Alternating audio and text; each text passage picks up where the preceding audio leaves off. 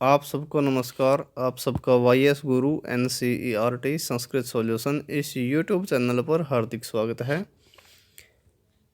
आज हम चर्चा करेंगे दिल्ली के सरकारी विद्यालयों में 9th क्लास के संस्कृत के सेकंड टर्म के पाठ्यक्रम के बारे में।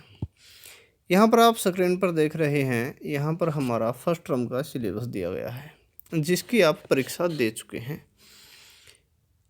प्रथम सत्र में जो पाठ्यक्रम था उसमें संधि आई थी, शब्द रूप, धातु रूप, कारक,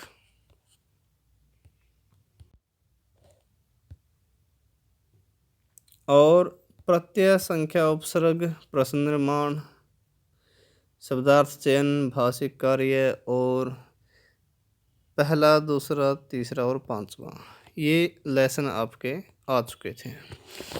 और फर्स्ट टर्म का जो भी आपका पेपर का पैटर्न था उसमें ऑब्जेक्टिव टाइप क्वेश्चन थे, सबके सब ऑप्शन दिए गए थे सभी प्रश्नों में, 4 उनमें आपको टिक करना था, लिखना था, OMR शीट पर भरना था। लेकिन अब अगर हम सेकंड टर्म को देखें तो सेकंड टर्म में ऐसा नहीं होगा। सेकंड टर्म में ऑब्जेक्टिव टाइप क्वेश्चन आपके नहीं आएंगे। यहाँ पर आपको सब कुछ लिखना होगा। यहाँ किसी भी प्रश्न पर आपको टिक नहीं लगाना, अब आपको लिखने का पेपर देना है। तो इस दृष्टि से अगर हम देखें तो छात्रों को पहले से बहुत ज़्यादा मेहनत करने की आवश्यकता है। और सेकंड टर्म में क्या क्या आएगा संस्कृत के सिलेबस में वो देखिए।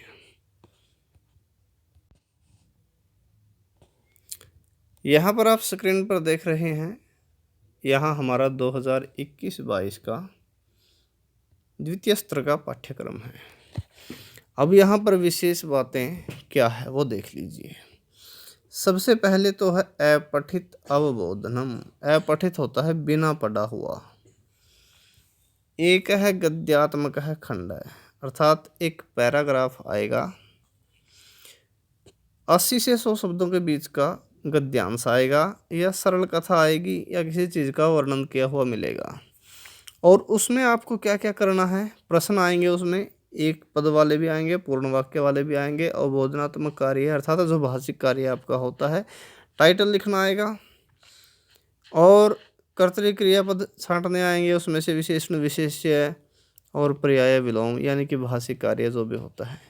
यह 10 नंबर का आपका पैराग्राफ आएगा जो कि आपका पढ़ा हुआ नहीं होगा, अपठित होगा, आपकी पुस्तक में से नहीं होगा। तो हमारा पेपर होता है 40 नंबर का। अब 10 नंबर तो ये हो गए निर्धारित। इसके बाद है रचनात्मक कार्य। रचनात्मक कार्य में क्या है, एक औपचारिक या अनौपचारिक पत्र लेखन आएगा। इसमें मंजूषा की सहायता से पत्र को पूरा करना आएगा। लेटर आएगा लिखना हुआ, और रिक्त स्थान आएंगे उसमें, तो रिक्त स्थानों को आपको मंजूषा की सहायता से पूरा करना है। इसके बाद एक चित्र आएगा। चित्र बनाकर चित्र के नीचे आपको मंजूषा दे देंगे। उस मंजूषा के अनुसार चित्र आधारित वर्णन करना है आपको, यानी कि 5 वाक्य बनाने होंगे। या तो आप चित्र में से 5 वाक्य बना सकते हैं, या फिर आपको कोई एक टॉपिक दे दिया जाएगा, उस पर आपको अनुच्छेद लिखना होगा। ये 5 नंबर का है।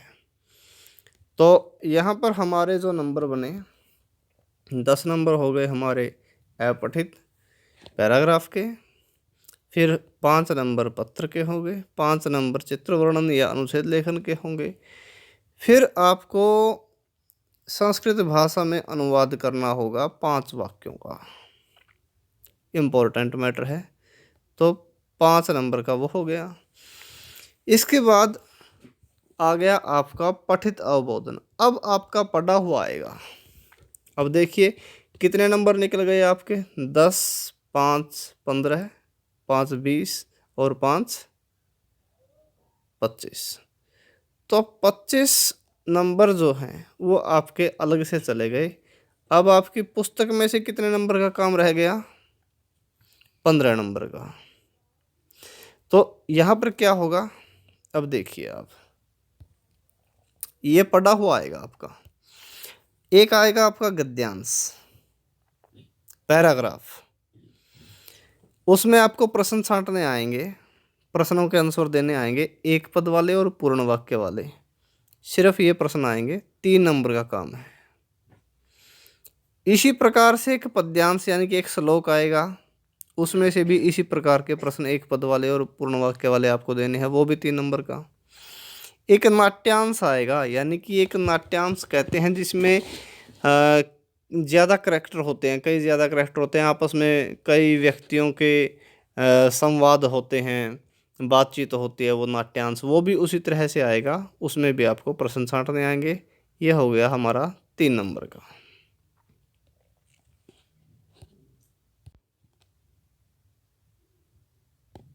तो यह नाट्यांश था हमारा, नाट्यांश के प्रश्न भी वैसे के वैसे आएंगे।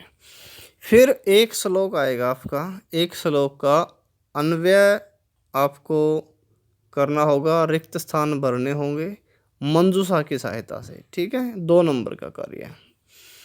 और फिर एक आएगा आपका घटनाक्रमानुसार लेखनम, ये वाक्य आ जाएंगे, ज़्यादातर इसमें 8 वाक्य आते हैं, और उन वाक्यों को आपको सीरियल वाइज स्थापित करना होगा, दोबारा से लिखना होगा, यानी कि क्रमानुसार लिखना होगा, यानी कि पहले कौन सी घटना हुई, उसके बाद क्या काम हुआ, उसके बाद क्या हुआ, उसके बाद क्या हुआ, इस तरह से आपको घटनाक्रम में लिखना है। तो ये हमारे 40 नंबर बन गए। अब ये पढ़ा हुआ कहाँ से आएगा, सारा का सारा ये इन पाठों में से आएगा। इसके लिए आपके 4 पाठ निर्धारित कर रखे हैं, 6th लेसन, 9th, 10th और 11th। छठा पाठ 9वां, 10वां और 11वां भ्रांतो वाला है, सिक्ता सेतु, जटायो शौर्यम, पर्यावरणम, ये 4 लेसन आएंगे आपके। तो छात्रों को अब की बार ज़्यादा मेहनत करने की आवश्यकता है, इसलिए अपने पाठ्य पुस्तकों को अच्छे प्रकार से पढ़िए और अपने पेपर की तैयारी कीजिए, क्योंकि जब तक आपको आपके पाठ्यक्रम का सिलेबस का ही नहीं पता होगा, तब तक आप एक सही दिशा में अपनी तैयारी नहीं कर सकते। तो इसलिए अपने पाठ्यक्रम को, अपने सिलेबस को ध्यान में रखते हुए और समय का ध्यान रखते हुए, अब आपके पास समय कितना रह गया, फाइनल परीक्षा का, फाइनल पेपर का कितना समय रह गया, इन सब को ध्यान में रखते हुए आप तैयारी करें। तो आज के लिए हमारी चर्चा इतनी ही, और संस्कृत के अध्ययन के लिए निरंतर हमारे साथ जुड़े रहे। यदि आप हमारे इस चैनल पर पहली बार आए हैं, हमारे इस चैनल को सब्सक्राइब कर लें, ज़्यादा से ज़्यादा हमारे इस चैनल को लाइक करें, शेयर करें, कमेंट करें। धन्यवाद। जय तो संस्कृतम, जय तो भारतम।